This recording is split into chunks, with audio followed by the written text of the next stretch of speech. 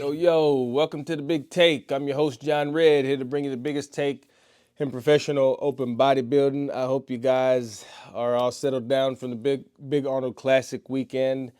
I know I am. Your boy Hottie took it over, and your boy Wesley Vissers took it over. Fish Diet Wesley. I didn't really do any coverage on the finals just because, prejudging was all I really need to see.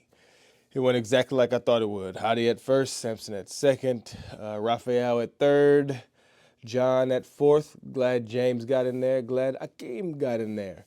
So, a lot of drama afterwards. Samson got sick, had to go to the hospital, had to get him some medicine. And then his UK fans just kind of destroyed him and harassed him and his family. And then the Americans brought him right back up on that pedestal where he belongs. And then he fired his fucking coach. All right. Fired his coach. Milos is gone. I think it's probably the best thing. If I was him, I'd go with Jensen. I'd definitely go with Matt Jensen.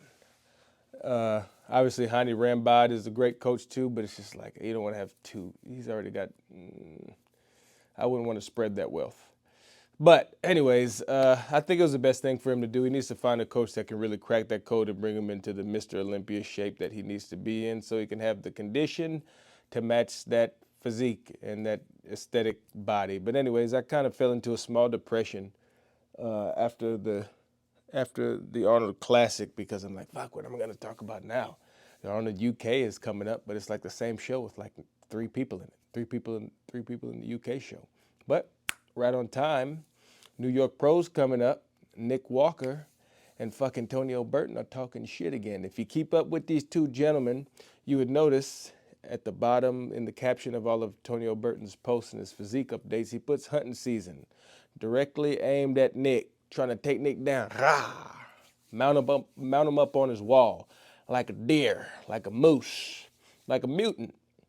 And Nick Walker is also partaking in the little hunting season deal. He's had a few hashtag hunting seasons of his own, but recently he just put up a physique update with a big side chest. Talking about hunting season's over, buddy, and they're right on time.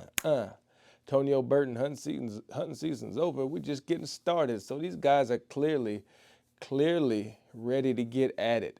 If you've been looking at any of these Tonio Burton updates, these physique updates, I mean, they're about as good as a physique update as you can get. Tonio Burton is one of the few people in the IFBB that just has zero weaknesses. There's no weak shots. There's really no weak body parts. Everything is balanced. He could use a little bit more adductor, but that's about all I can say. If the guy just keeps growing and the guy just comes in condition, he's going to have a very, very bright future. I think this show is going to be a little bit more competitive than people think it's going to be. Tonio Burton was just 8th in the Olympia. Nick Walker, in my eyes and a lot of people's eyes, is 3rd in the world.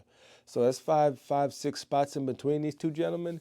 It's going to be a good show. And we got the Pittsburgh Pro coming up where Nick Walker is going to be guest posing like 10 days before the show. So we get a little sneak peek into what Nick is actually going to look like on stage, which is something that we don't really get. On stage, we're going to get to see Nick guest pose about 10 days out from the New York Pro. So Tonio will be able to check in and see what he's looking like. We'll be able to check in and see what he's looking like.